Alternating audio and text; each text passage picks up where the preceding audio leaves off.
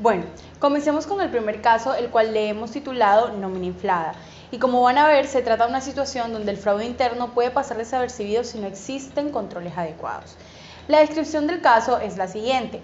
Como se puede ver durante el proceso de auditoría, el revisor fiscal detectó pagos de nóminas que se estaban haciendo a varios empleados que en realidad no existían, es decir, eran empleados ficticios. No había registro alguno de ellos en la base de datos institucionales, ni contratos firmados, ni afiliaciones a seguridad social. Además, algo muy sospechoso es que varios de ellos compartían las mismas cuentas bancarias para recibir sus pagos, y esta problemática estaba afectando a más del 12% de la nómina.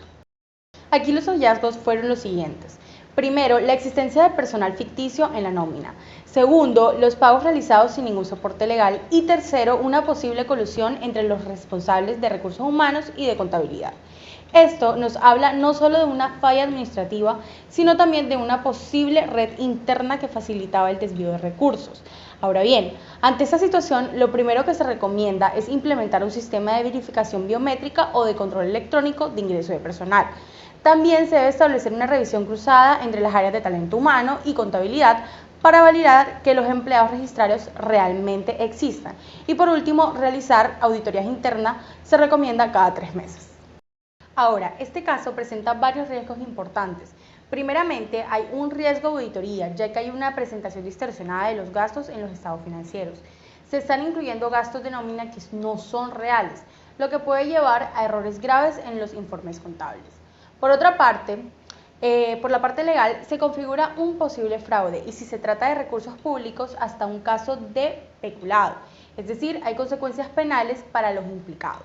Y se están violando normas laborales y tributarias. No hay relación laboral legal, ni afiliaciones, ni soportes, y se están haciendo deducciones en impuestos por gastos que no tienen justificación. En este caso, aplican varias normas claves. La NIA 240, que esta norma exige mantener una actitud de escepticismo profesional y diseñar procedimientos para identificar riesgos de fraude, como ocurrió aquí. La norma 315, que trata sobre la identificación de riesgos de errores materiales, y esta norma obliga al auditor a conocer la identidad, sus procesos y sus controles internos, justamente para detallar este tipo de fallas. El Estatuto Tributario Colombiano, que establece que los gastos laborales no pueden ser deducidos si están debidamente soportados con contratos, afiliaciones y pagos legales. Y por supuesto, el Código Sustantivo de Trabajo, que establece que debe existir una relación formal entre el empleador y el trabajador.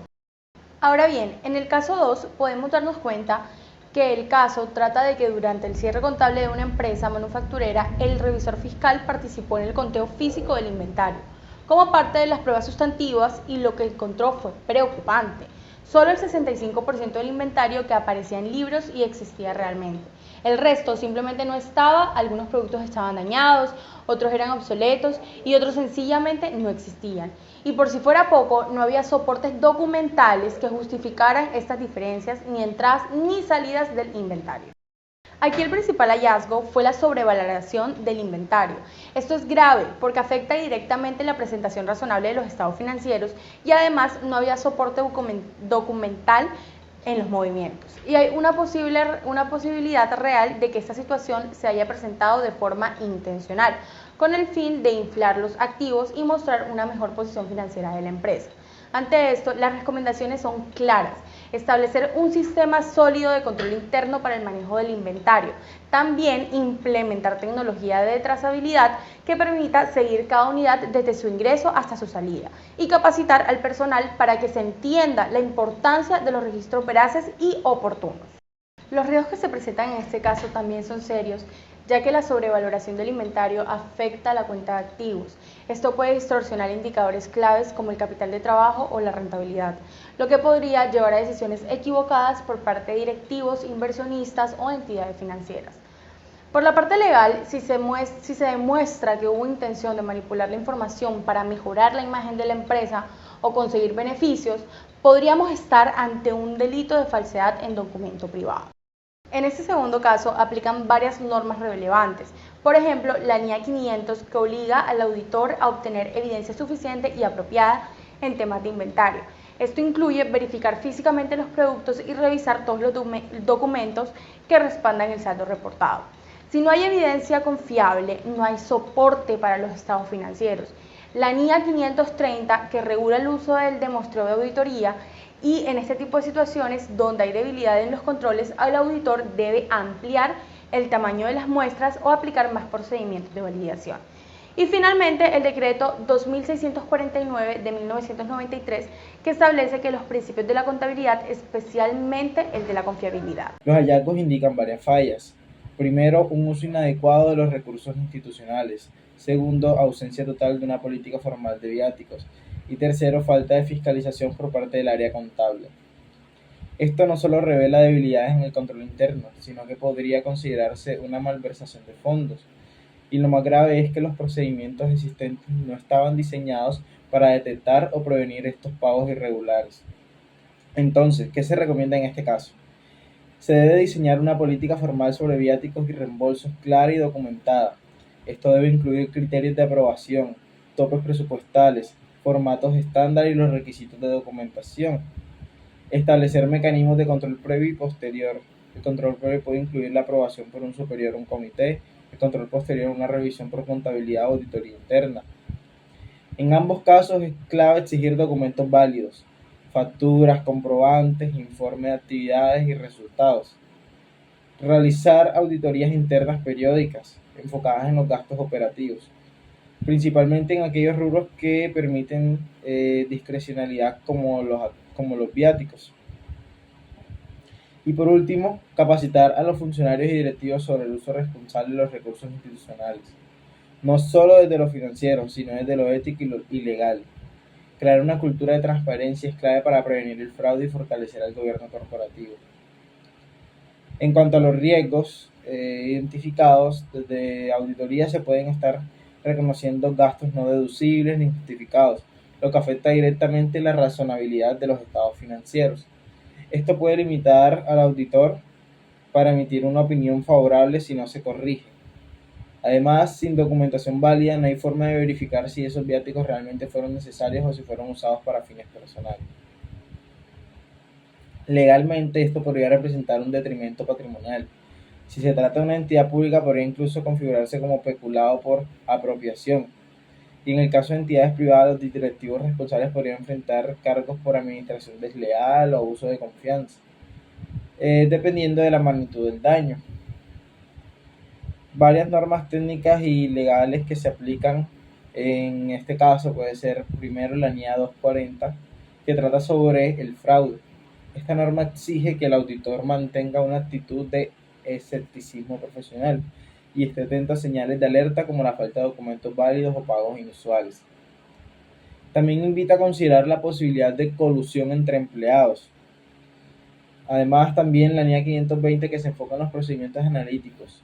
Si los viáticos muestran un comportamiento anómalo en comparación con periodos anteriores o frente a otras áreas, el auditor debe investigarlo a fondo. Además, también el Estatuto Tributario en su artículo 107 dice que para que un gasto sea deducible debe tener relación con la actividad económica, sea proporcional, necesario y estar soportado.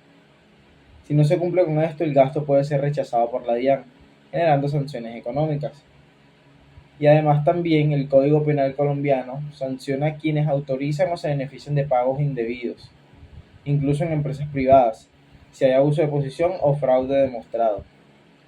Entonces, para concluir, este caso nos recuerda que los viáticos no son una caja menor personal, son recursos de la institución que deben usarse con responsabilidad, transparencia y sustento.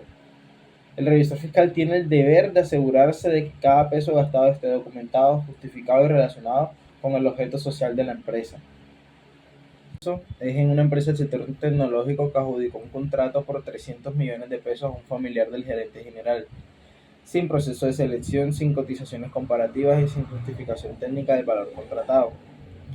Desde la auditoría esta situación generó varias alertas. No había evidencia de que el proveedor hubiera sido evaluado por su experiencia o capacidad, ni se había verificado si ofrecía la mejor opción en términos de costo y beneficio. Los hallazgos principales son los siguientes. El principal hallazgo, que es claro, es un conflicto de intereses no declarado. Eso es grave y el caso se agrava aún más por los siguientes aspectos, que son: el primero, no hubo estudio de mercado ni evaluación comparativa. Es decir, no se puede saber si la empresa pagó un precio justo o no. Además, también no hay evidencia de que el proveedor tuviera experiencia demostrable ni historial con la empresa ni con otros clientes del sector. Y de tercero, tenemos que no se exigieron garantías ni pólizas de cumplimiento, lo que deja a la empresa expuesta a pérdidas económicas si el servicio no se presta adecuadamente. Entonces, ¿qué se recomienda? ¿Cómo se puede corregir y prevenir esta situación? Se debe implementar una política clara de gestión de conflicto de intereses. Esta política debe aplicarse a empleados, directivos y también a los proveedores. Debe incluir cómo se declara un conflicto, cómo se gestiona y qué sanciones se imponen si se oculta. También se deben establecer procesos de contratación transparentes y objetivos. Para esto, para contratos significativos debe exigirse solicitud de varias ofertas, estudios de mercado, evaluaciones técnicas y además también validaciones por un comité independiente, sin vínculo con las partes involucradas.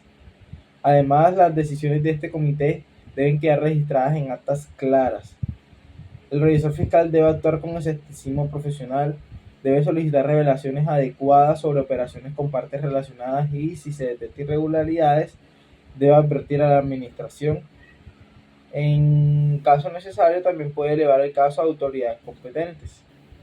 Además, es vital que estas relaciones se revelen de forma clara en las notas a los estados financieros, como lo exige la normativa contable. Además, también se identifican unos riesgos que son, desde la auditoría, los contratos pueden generar sobrecostos, además también compromisos económicos mal justificados y lo más grave es la información financiera poco fiable. También existe el riesgo de que no se revele la relación entre el gerente y el proveedor, lo cual afecta la transparencia y puede tener consecuencias legales. Hablando de lo legal en el sector privado, esto se puede interpretar como administración desleal, competencia desleal o abuso de poder. Y en el sector público se puede decir que se pueden configurar delitos como celebración indebida de contratos o interés indebido en la celebración de contratos. Y esto puede traer sanciones penales y disciplinarias. Las normas que se aplican dentro de este caso son la NIA 550, que regula las partes relacionadas, lo cual de esta forma exige que tanto la administración como el auditor identifiquen y revelen todas las operaciones entre personas o entidades con vínculos. La omisión de esta información viola los principios de presentación razonable y además de revelación adecuada. También entra en el juego el Código de Ética del Contador Público, que establece que se debe actuar con integridad, objetividad e independencia. Cuando estos principios se vulneran, se compromete la credibilidad de los informes financieros y así también la del revisor fiscal. Entonces, con esto concluimos que el caso es un ejemplo clásico de cómo los vínculos personales mal gestionados pueden poner en riesgo los recursos de una empresa y afectar su reputación. Por eso es muy importante tener las reglas claras, procesos documentados y una cultura organizacional que promueva la transparencia, la ética y la responsabilidad en la toma de decisiones. Buenas tardes, mi nombre es Gonzalo Macías. Quiero presentarles un caso significativo que ilustra las graves consecuencias de la falta de controles en la contratación pública y el rol crucial de la revisoría fiscal en la detección de irregularidades. Poniéndolos un poco en contexto del caso, en una entidad del sector público se realizó un contrato para una obra de infraestructura vial con las siguientes características. El valor total del contrato fue aproximadamente de 1.250 millones. Hubo una anticipación de entregada de 500 millones que equivalen al 40% del valor total. El objetivo de fue la construcción de la infraestructura vial esencial. Tras meses de ese efectuado el desembolso del anticipo, la revisoría fiscal descubrió una serie de irregularidades alarmantes. La obra no había iniciado en absoluto. No existían los informes técnicos que justificaran la inactividad. No se presentaron avances físicos ni financieros de ningún tipo. el contratista se negó a devolver el anticipo sin presentar la justificación válida. También tuvimos hallazgos principales. Fallas en la supervisión contractual. No se verificaban las condiciones mínimas previas al desembolso del anticipo, ausencia de un plan de trabajo aprobado y cronograma firmado. No se evidenció la designación formal de un interventor o supervisor. Deficientes en los controles financieros. El anticipo fue entregado sin garantías suficientes. No se implementó un sistema de desembolsos por hitos o avances verificables. También la ausencia de seguimiento al uso de los recursos públicos. Vacíos documentales críticos. No se realizaron actas de visitas de obra. Ausencia total de reportes técnicos de supervisión. Falta de certificación de ejecución parcial o total.